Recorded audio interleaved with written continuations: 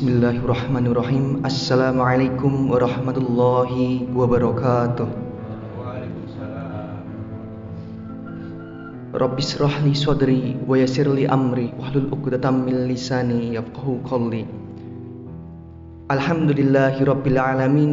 Puji syukur marilah senantiasa kita panjatkan kepada Allah Subhanahu wa taala, karena pada kesempatan pagi hari ini kita dapat menunaikan ibadah sholat subuh berjamaah dalam keadaan sehat walafiat.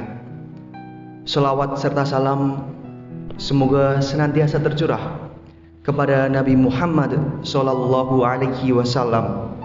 Semoga kelak kita mendapatkan syafaat dari Rasulullah di hari penghakiman kelak. Allahumma amin. Bapak Ibu jamaah yang dirahmati Allah Subhanahu wa taala,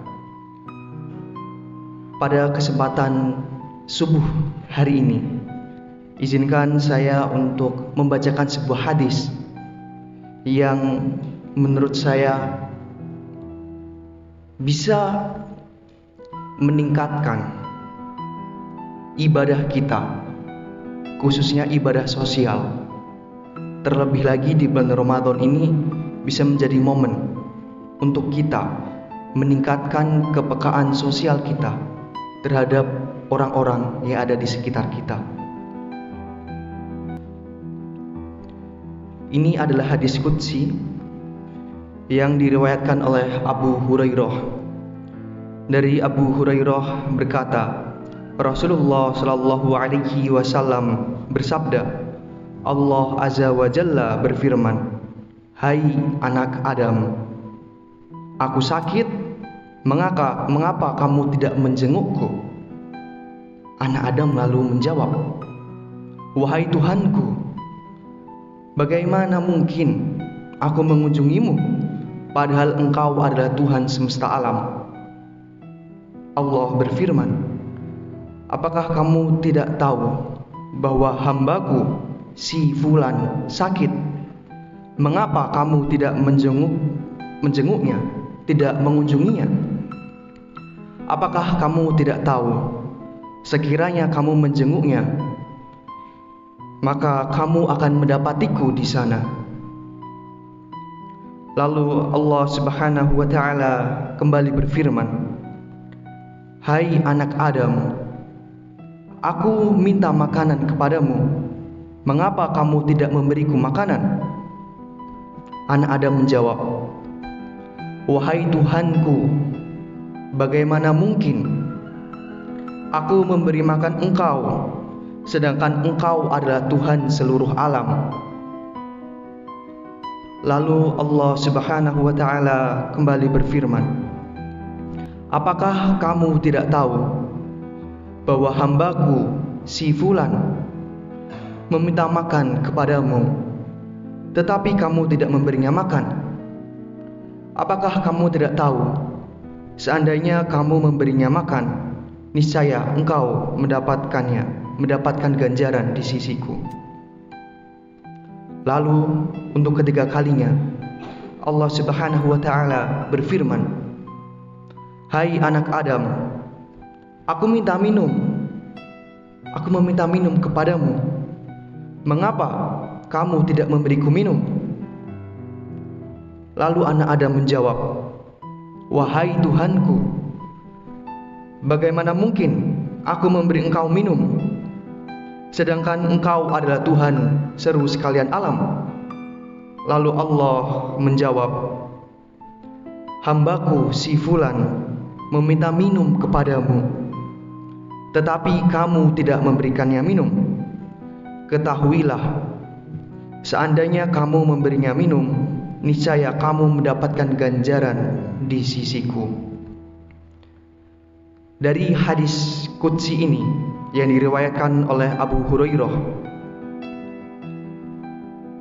kita bisa melihat bahwa ibadah sosial, ibadah kita kepada orang lain, kepekaan kita kepada orang lain akan dipertanyakan oleh Allah Subhanahu wa taala. Mungkin dari hadis ini ada beberapa dari jamaah Bapak Ibu sekalian yang bertanya-tanya, bagaimana mungkin Allah Subhanahu wa taala merasakan sakit, merasakan lapar, merasakan haus, sementara sifat tersebut adalah sifat yang dimiliki oleh manusia. Maka dalam hadis ini Allah Subhanahu wa taala menisbahkan sakit kepadanya. Ini bukan berarti Allah merasakan sakit sebagaimana yang kita rasakan. Tetapi para ulama mengatakan bahwa sakit di sini adalah Allah memberikan rasa sakit, rasa lapar, rasa dahaga kepada hambanya untuk menunjukkan bahwa Allah itu dekat dengan hambanya dan merupakan bentuk pemuliaan terhadap hambanya. Maka di sini Allah mengatakan, bertanya kepada anak Adam bahwa ketika aku sakit, ketika aku lapar, ketika aku dahaga, ini merupakan bentuk pemuliaan dari Allah kepada hamba-hambanya. Lalu dari hadis ini mendorong kita sebagai muslim untuk menunaikan hak-hak kita terhadap umat muslim yang lainnya. Apabila ada saudara kita, tetangga kita yang sedang mengalami kesusahan, sedang sakit, maka hak dari mereka adalah kita datang untuk menjenguk. Apabila mereka merasakan lapar, kekurangan makanan, sementara kita memiliki kelebihan makanan, apakah kita akan tega membiarkan saudara kita merasakan lapar, merasakan dahaga, sementara kita diberikan kecukupan oleh Allah Subhanahu wa taala? Lalu di hadis ini juga menunjukkan bahwa jika kita memuliakan hamba Allah, khususnya hamba Allah yang merasa terpinggirkan, merasa tidak dipelihara, tidak diperhatikan oleh orang-orang di sekitarnya, maka sama seperti kita memuliakan Allah Subhanahu wa taala. Dan hendaknya seorang muslim tidak meremehkan kebaikan sekecil apapun.